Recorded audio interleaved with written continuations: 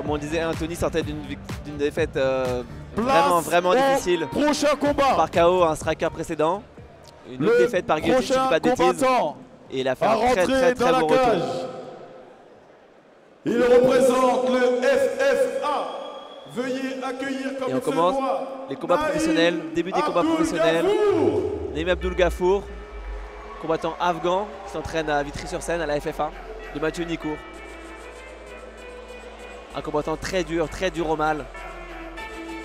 Un bagarreur, faut dire ce qui est.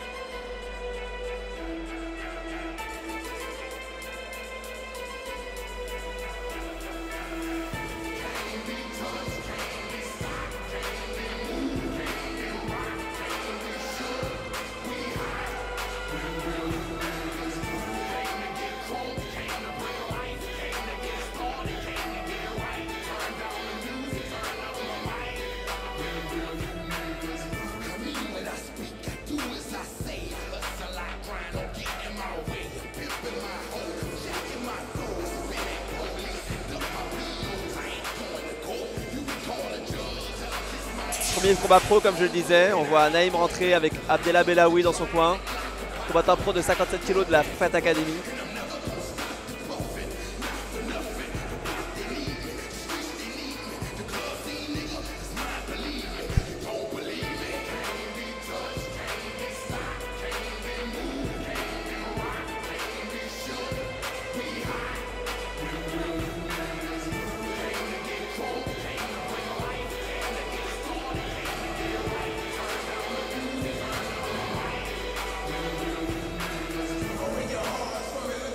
Un combattant dur au mal qui fait son deuxième combat au striker.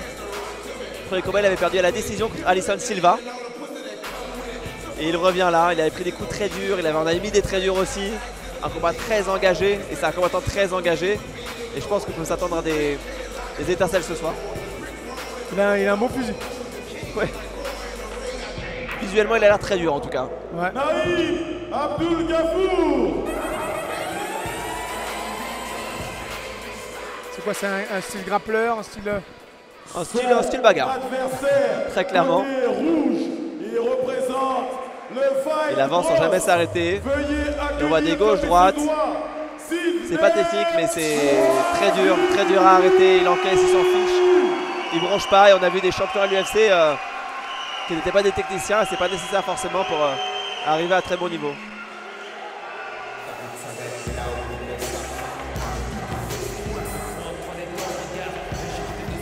Là on est sur Sidney, que je connais très bien, qui est un bon striker. Ça fait 10-15 ans qu'il s'entraîne en MMA.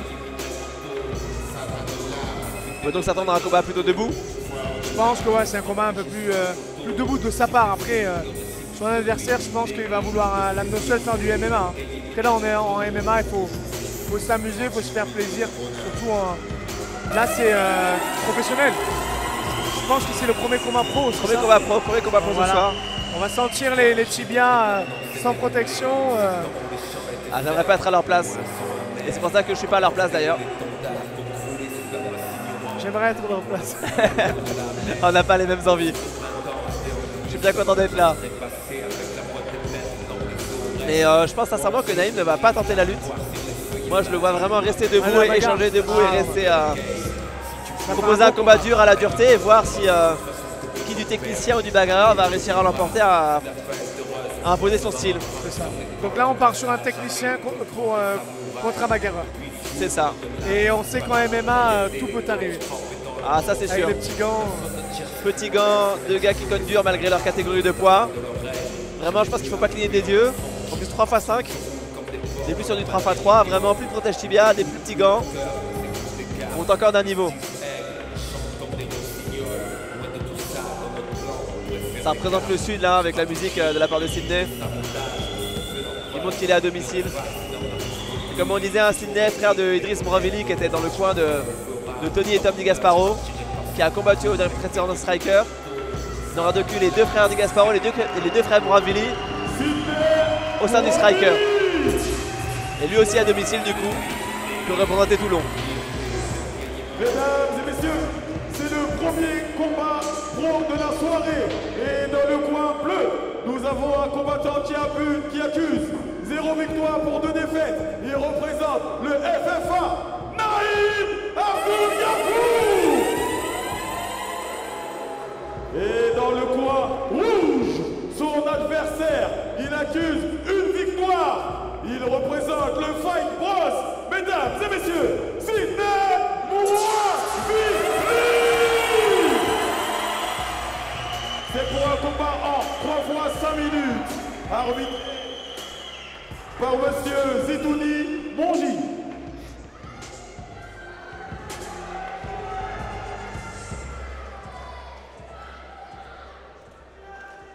On sent la tension.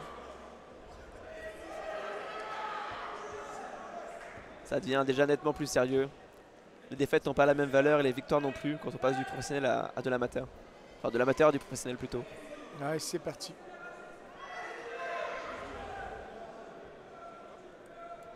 Ça contrôle le combat. Petit low kick.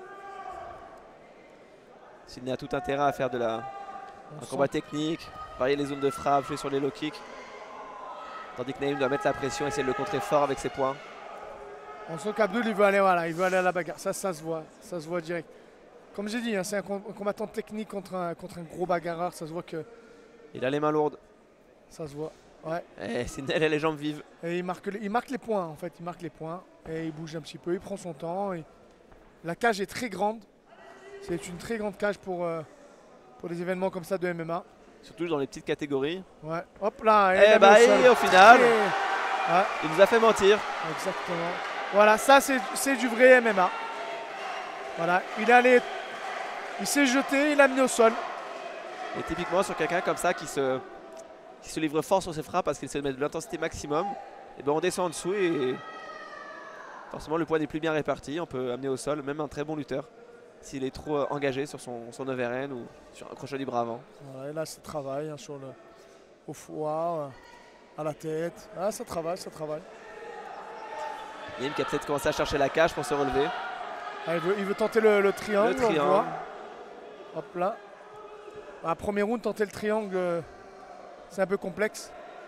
Surtout quand on n'est pas un pur grappleur. Ça paraît ambitieux. Attention au genou là. Coup de genou, ça marque des points. Hein. Et puis c'est du dégât mine de rien quand même. C'est pas forcément impressionnant comme ça derrière son écran. Je vous assure que je pense que personne n'aimerait les prendre.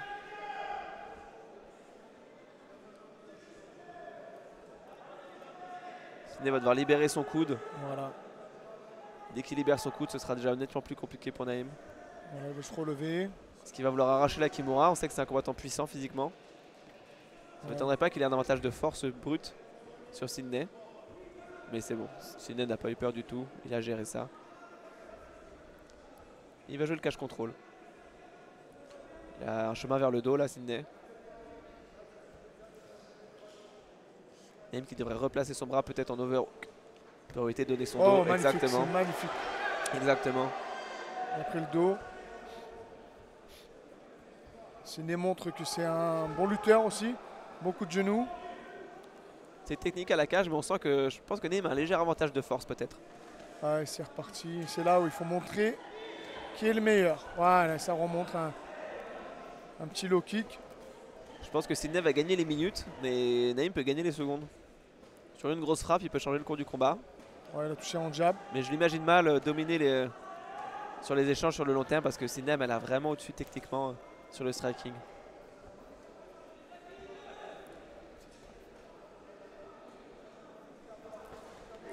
Hop. Ça touche à chaque fois, on peut pas l'ignorer. Ça bouge bien, ça prend toute la cage. Toujours en low kick. Ça tourne bien, ça prend son temps. On utilise bien tout l'espace de la cage. Touché encore en low kick. On peut être dur physiquement, mais au bout d'un, il faut les bloquer les low kicks. Et ça se voit que le Abdul il veut y aller, il veut lui rentrer dedans. Oh, un beau contre, très beau contre. Et un low kick, encore calf kick. Chez les Fight Brothers, c'est à la mode. Je sais pas c'est qui leur a donné cette idée. On a bien travaillé ça en tout cas. Calf kick est assez spécifique au MMA quand même, qu'on voit moins souvent dans les autres sports de combat. Même en mouais, c'est vise plus souvent la cuisse. La distance est différente à MMA, ce qui fait qu'on peut installer plus facilement des calf Encore kicks. un calf kick. Comme on a une base plus large parce qu'on doit se préparer à la lutte, et bah, Ouais, les gens sont plus vulnérables. Et tant que ça rentre, Sydney a aucune raison de changer. Si ça bloque pas, pourquoi il se priverait? Ouais, il lui a rendu son low kick. Il rend. On sent déjà la jambe gauche qui a l'air meurtrie du côté de Naïm. Ah, il veut rentrer, ça se voit, il veut lui faire mal. Hop là. Ah, bien. On casse un peu le rythme comme ça. Il a bien défendu le Abdul. Défense de takedown. Ouais, il rentre dur Abdul. Hein. Un beau low kick de la part d'Abdul. Et il lui rend 10 secondes. Allez, encore. Ouh, le coup de retourné. J'ai cru qu'il était passé. Ouais, ça contrôle bien, ça contrôle. Abdul Gafour marche pas très sereinement. Bon, un peu tendu à la fin, la frappe était un peu après la limite peut-être. Un peu de frustration peut-être du côté d'Abdul Gafour. Mourabili qui impose bien son style, des très bons low kicks. On a beau être dur mentalement, on peut faire semblant d'ignorer, mais au bout d'un moment notre corps nous donne des signaux. On voit bien que Abdul Gafour n'avance plus comme au début, il a du mal à mettre la marche avant. Et malheureusement, si sa jambe est totalement HS, il aura beaucoup de mal à mettre la pression comme il veut le faire.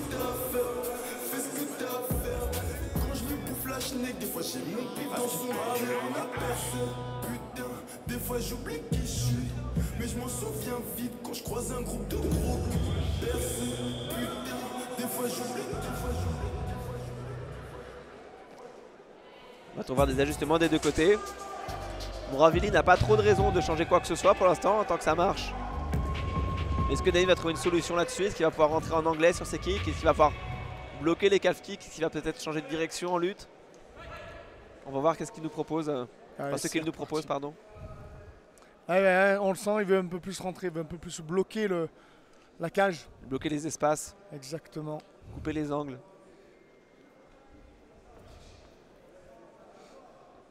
Ah, ça bouge beaucoup. Hein. Il prend toute la cage, toute la... Abdul Gafour qui commence à changer de garde, c'était pas du tout son idée de base, donc je pense qu'il est forcé à ça. Pas sûr que ce soit dans son game plan et son jeu de base de combattre en gaucher de temps en temps. Il contrôle avec son jab et ouais, toujours un beau low kick. Et ça bouge. Voilà. Ah, un beau petit crochet mais qui a été bloqué. Et Mourabili évite vraiment la distance d'anglaise, il veut rester à distance de kick. Ça l'arrange pas du tout. Oh, bien contré sur le kick. Bien contré sur le kick, exact. Ouais, ça a l'air pas très beau comme ça, mais ça rend fou et on peut y aller pour un beau contre en fait. Voilà.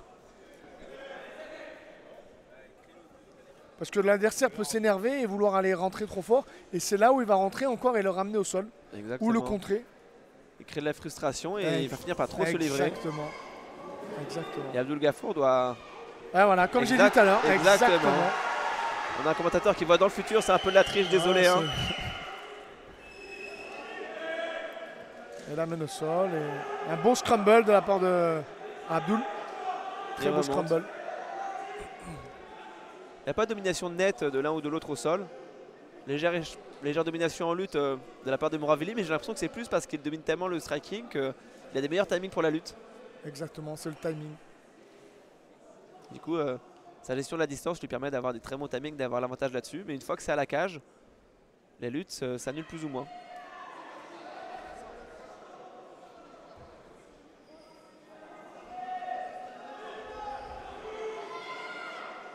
Et ça marque des points. Hein, ça a l'air de montrer qu'on ne travaille pas, mais ça marque des points avec les petits genoux comme ça, montrer à l'arbitre qu'on fait que travailler. Et puis le cumul de dégâts, c'est qu'il retape la cuisse gauche, qui est la jambe avant d'Abdul Gafour, et qui est déjà bien amoché. 20 frappes même légères au même endroit, au bout d'un moment, ça agace et ça fait plus qu'agacer, ça fait mal.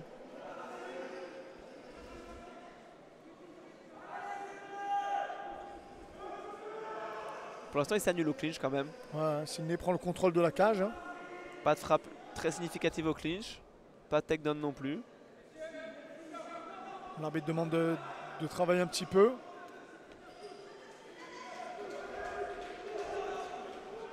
Il Ouais, casse c'est de reparti. lui-même. Ça Allez. repart à distance. Hop là, un petit low kick. Ça touche fort à chaque fois.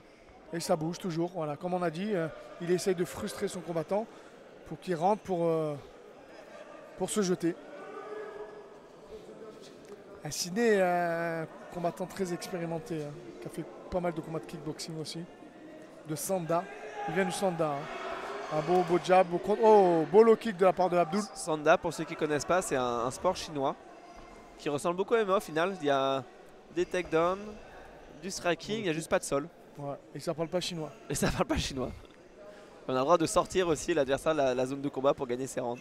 C'est pour ça que ça bouge beaucoup. Le Sanda, c'est des combattants qui bougent beaucoup. C'est un Exactement. peu comme la boxe française, le full contact, ça bouge. Et qu'on a un très bon timing pour attraper les kicks, pour faire tomber. Parce que c'est le cœur du sport et les takedowns valent au final plus que les frappes quand même Voilà, ça bouge. dans le Hein. jugement global. Ça s'amuse, voilà. Et on retrouve bien ça chez Moravili. Magnifique, hein, un contre en low kick.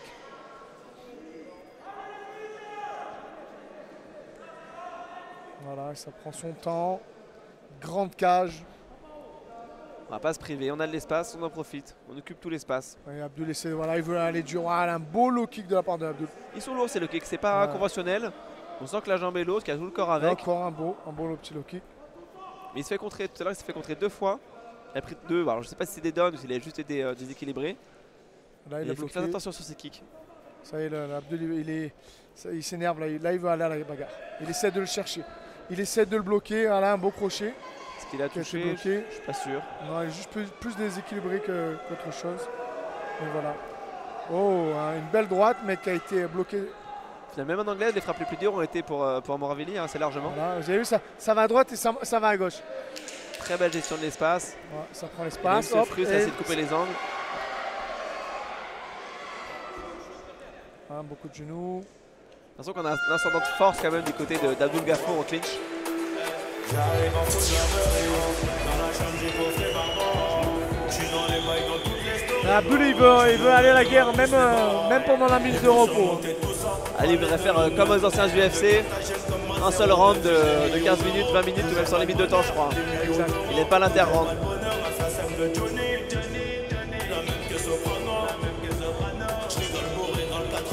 Celui qui va moi être dépanné, quiche-ta, je deviens parent. Je suis sur le raté comme Diego Maradona. J'irai la viscère à Kinka à Madonna. J'ai rajouté de la truffe dans mes raviolis Starfona. Les dégâts d'usure quand c'est Moravili, ça dit ce que ça dit, c'est une usure, c'est une guerre d'usure.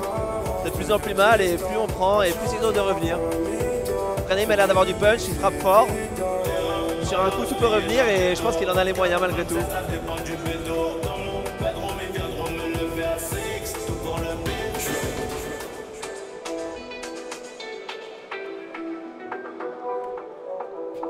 Allez, troisième et dernier round.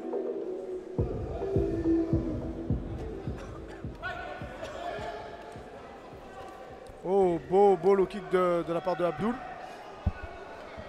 Lui a un peu de succès avec ses low kicks, mais il s'est aussi fait contrer fort, donc c'est qui tout double un petit peu sur ses low kicks.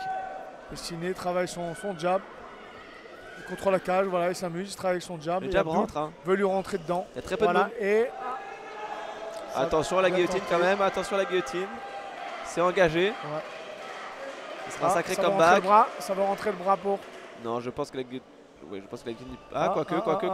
Quoique. Il a sorti le bras, non, ça y est, c'est fini la guillotine. C'est bon. Pas prendre de risque inutile du côté des Moravili, on a pris 2 rounds assez largement. Exact. On part en single et on part en double. L'uncle pick derrière. Et il va prendre le dos. Le On dos sent. à chaque fois. Abdul Hop Gafour là. qui a le même défaut qui néglige son overhook. L'overhook c'est le bras droit qui met par-dessus l'aisselle. Qui donne son dos un peu trop facilement peut-être. Par contre, Moravili inversement qui donne le coup de façon un peu dangereuse. Encore au sol. Si le soulève ça devrait aller. Ah, ça tient la Ah, ça cage. tire la cage, ça devrait être un point de pénalité normalement ça. Je trouve c'est un peu trop facile d'attraper la cage et d'éviter un takedown. De prendre juste un rappel alors qu'il devrait être au sol là tout de suite, ça ne serait pas la même physionomie de combat.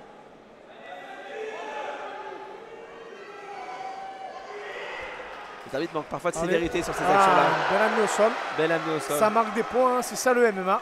Il faut marquer des points.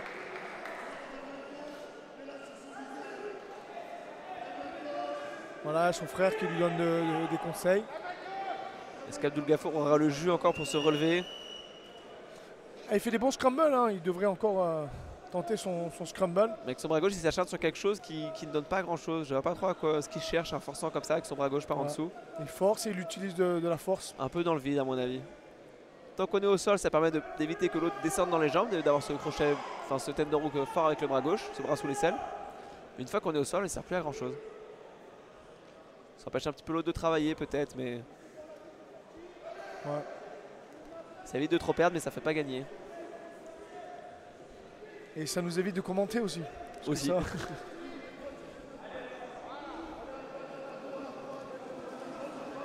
il veut le garder au sol. Hein. Il devrait il a raison, la tête il a aucune raison de prendre des risques. Fasse attention à la Kimura sur le bras gauche. Voilà, comme non, j'ai dit, il a pas. pris son dos. Ouais. J'avais un mauvais angle, il avait rien du tout. Ah si, peut-être. Oui, il faut faire attention là-dessus.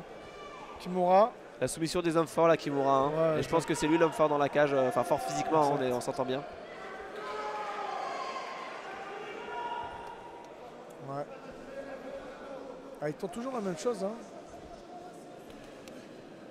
Ouais. Il y a Mravelli qui sécurise son round. Il essaie de le prendre en guillotine encore une fois.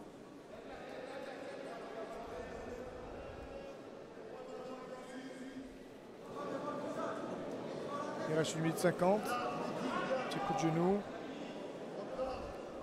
Abdul va chercher encore la guillotine.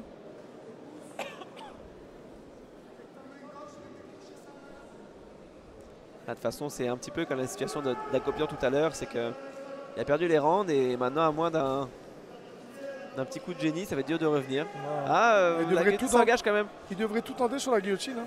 Ah, il devrait s'engager là-dessus. C'est pas toujours la meilleure solution de se jeter sur les guillotines en MMA, mais quand c'est la seule solution, qu'on n'a plus aucune solution pour gagner, bah... Ouais. Même les coups de genou. Hop là, ouais, il a senti... il fait peur s'il passe en ninja choke. Ouais. Ça pourrait rentrer, il doit faire attention. Attention. Est-ce que c'est un comeback? Ça pourrait revenir. Attention, Mravelli. Il essaie de sortir la tête. Attention. Il veut sortir sa tête. Elle est bien non, c'est bon. Voilà. Il joue un jeu dangereux, Mravelli. Hein. Je pense vraiment qu'à distance, il ne craint plus grand-chose. Il veut l'amener au sol pour marquer encore des points, mais il a gagné assez de points. Oui, il a gagné ses deux rounds. Après le dernier, bon, il n'y avait pas eu de dégâts des deux côtés. Il veut l'amener quand même au sol. Il veut faire plaisir à son public. Je pense que c'est ça. Il veut faire plaisir à son public. Ils vont montrer du MMA. Il veut l'amener au sol. Avec le règlement moderne, c'est pas sûr que Mravelli prenne le dernier round parce que maintenant les positions ne comptent pour rien. On l'a répété au rappel des règles. Donc faire un takedown malheureusement ne rapporte plus de points. Enfin malheureusement, c'est le jeu, hein, c'est le règlement qui évolue. Ok. Et contrôle la cage ne rapporte pas de points. Et alors qu'il y a eu très peu de dégâts, je ne sais pas à quel point il gagne le. Enfin, pour des anciens du milieu, on sait que pour moi le premier, hein, j'ai envie de donner à Mravelli naturellement parce qu'on voit quelqu'un qui domine à la cage et qui initie l'action et qui amène au sol. Allez, mais en vérité, son triangle de bras. Mais il a raison. Bon, là, il n'est pas dans le bon angle, il n'aura rien malheureusement. Mais il veut trembler. Ouais, mais de toute façon, on va pas. Moi, je préfère dormir. Hein. Ah bah là c'est sûr. C'est pas une plaie articulaire.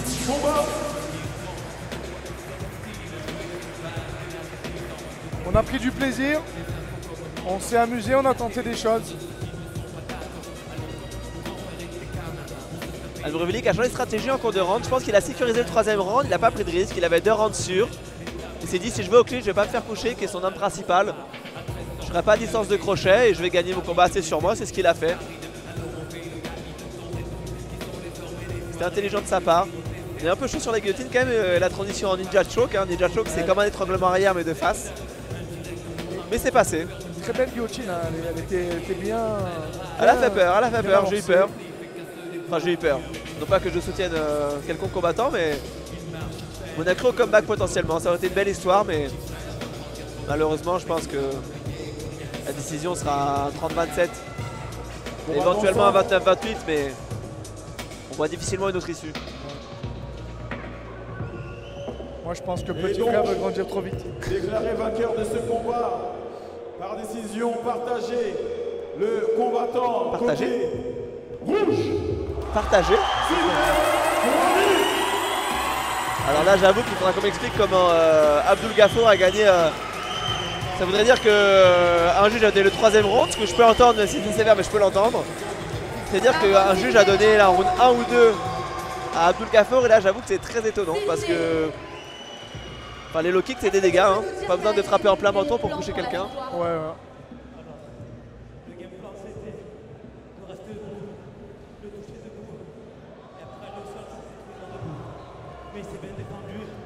Ouais, le troisième round, on va dire que Abdul a gagné grâce à ses guillotines, à son triangle de bras vers la fin. Pourquoi pas, oui, ça s'entend, mais les 2 rounds d'avant, j'avoue que j'ai beaucoup de mal à voir comment on peut lui donner un round alors qu'il n'a pas touché debout, il n'a rien fait au sol. On va laisser parler Moraveli.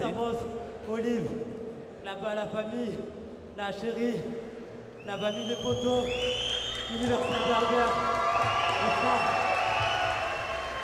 Merci tout le monde. Victor, chez toi, t'es content? Combattre à la maison, c'est incroyable. Quand j'ai plus de jus, la force, les encouragements, ça donne la force de continuer. Ils ont été là pour toi en tout cas. Exactement. Ouais, ça fait du bien de gagner son combat en face de son public, Bravo, Sidney! de sa famille. Il n'avait pas combattu depuis plusieurs années, je ne sais pas pour quelle raison d'ailleurs, je ne sais pas s'il a une blessure, un problème de présent personnel. Mais il n'a pas connu depuis très longtemps, c'est un très beau retour. Franchement, ça fait plaisir à voir, j'espère qu'on le reverra au Striker. Mais j'avoue que je suis encore un peu sidéré de la décision partagée, j'ai beaucoup de mal à voir sur quels critères on a donné le round 1 ou 2 à Abdul Gafour. Malgré tout le respect que je lui dois évidemment.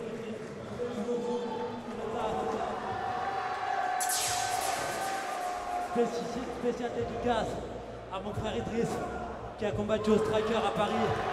Il est sorti victorieux. Moi j'ai fait la même chose et il m'a entraîné. Et son frère Idriss, il avait gagné au Striker à Paris? Par décision contre John Hofken. Ok. Donc un grand merci à lui. Un combat un peu similaire avec une domination. En gros, ce qu'a fait Sidney sur 2 rounds, Idriss l'a fait sur 3 plus ou moins. Ah ben voilà, les Fight Brothers